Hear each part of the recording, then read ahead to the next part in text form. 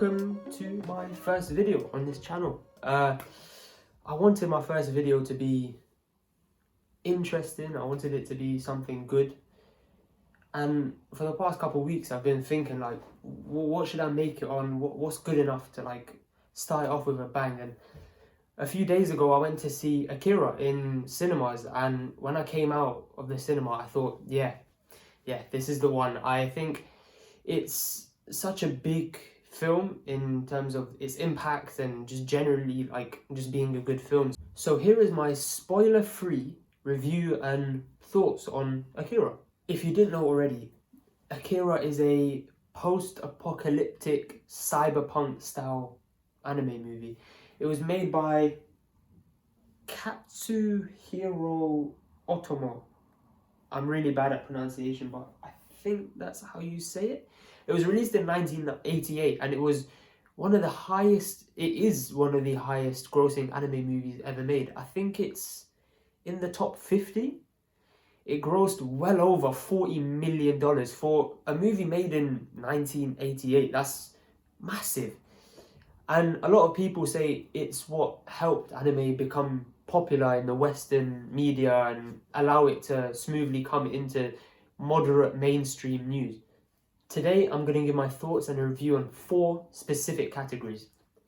1, music. 2, animation. 3, story. And 4, some would say most importantly, enjoyment. If you agree with my thoughts and my review, or you strongly disagree, put it in the comments. Tell me what you liked or what you disliked about what I said in your own opinion, because that matters to me. I want to know what other people thought about the film if they've seen it. And just seeing interaction is nice on my first ever video. And if you do like this review or you like me, consider maybe subscribing or liking this video. It would really help me out, just being my first video. Know that people like it and stuff like that. So if you could do that, much appreciated. Now, onto the review. So first of all, I want to talk about music.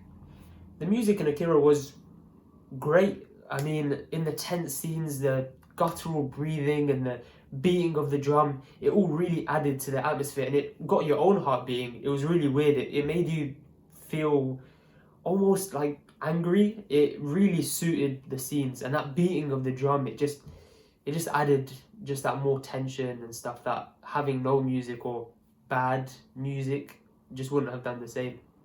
I know this might sound a little cheesy, but Mozart once said, music is not in the notes, but in the silence in between.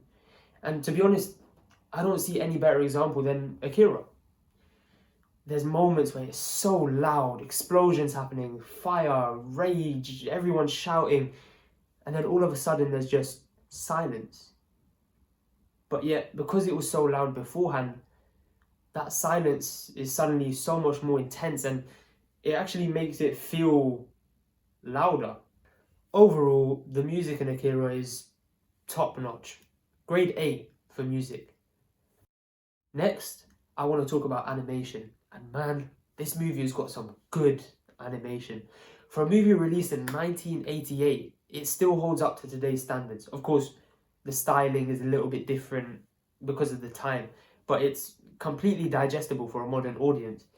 And I mean, when they remastered it into 4K, it didn't really make much of a difference, to be honest, compared to when I watched it in 720p on my mum's laptop. But it still gave a little bit more depth and detail. I would recommend trying to see that remastered version if you can.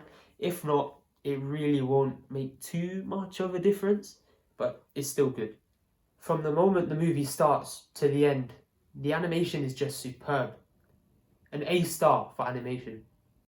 Now, the story.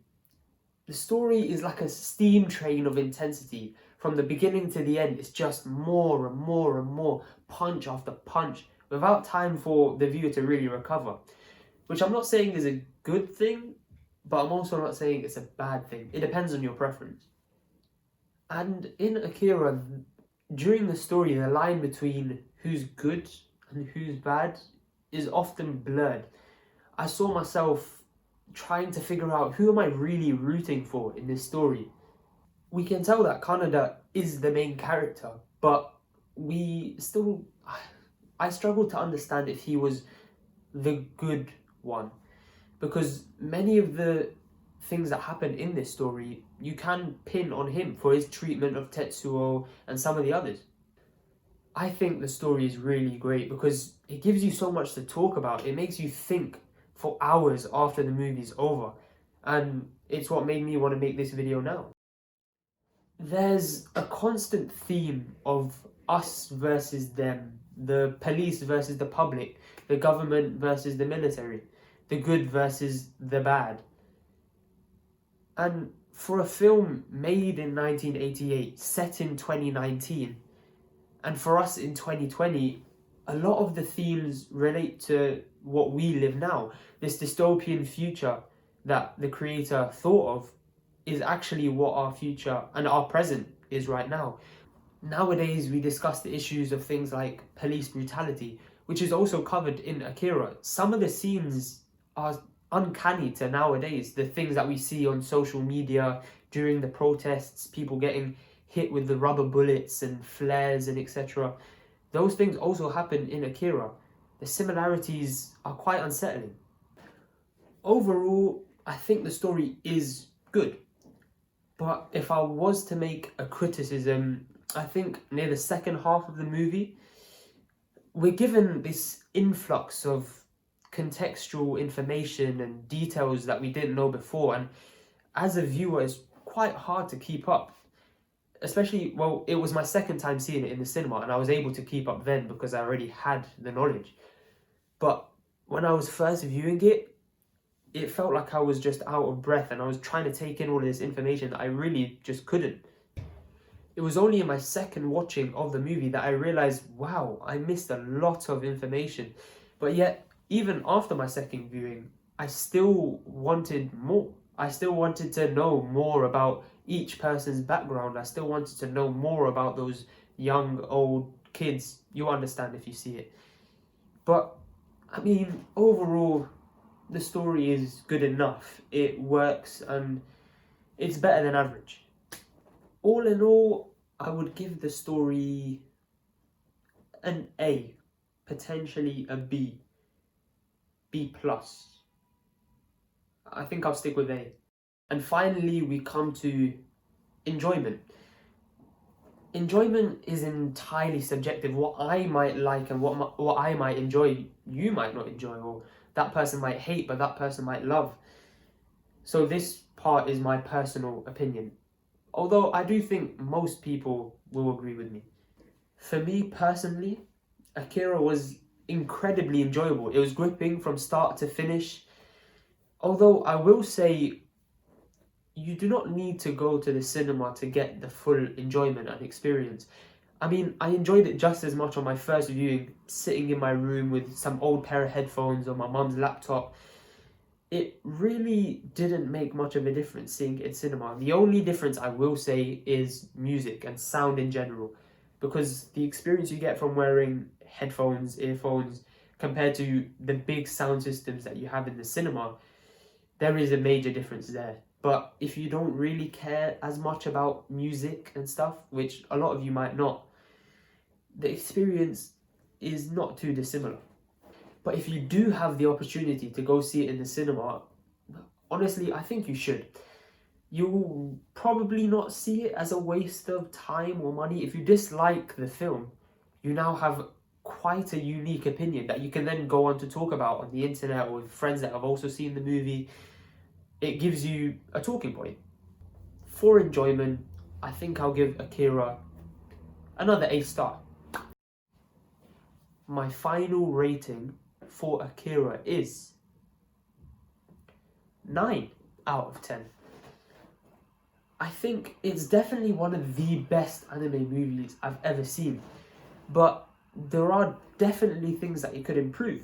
But I feel like the small imperfections in any show are what makes a person love or hate a show. If something was completely perfect, there would be no interest. It would just be perfect, right? It would be good for a while, but it wouldn't stick in your mind for very long. I think with Akira, the little lack of detail and contextual information, it really made it stick in your head. It stuck in my head for the next few days after my first watch, just thinking about the various things that are shown in the movie. Akira is definitely not perfect, but to be honest, it's not far from it. I would maybe stretch it to a 9.5, but I don't like all that 0.5 and 0.75 stuff, so I'm going to stick with 9. And that concludes this review. To be honest, I think everybody should go and watch Akira and form your own opinion about it and form your own thoughts about it. It's one of those films where you can't really go wrong. If you like this video and you maybe want to see more, then consider pressing that like button or subscribing to my channel. It would mean a lot to me. I do want to continue making content even if I don't gain massive popularity and etc. It's just an outlet. It's a relaxation thing.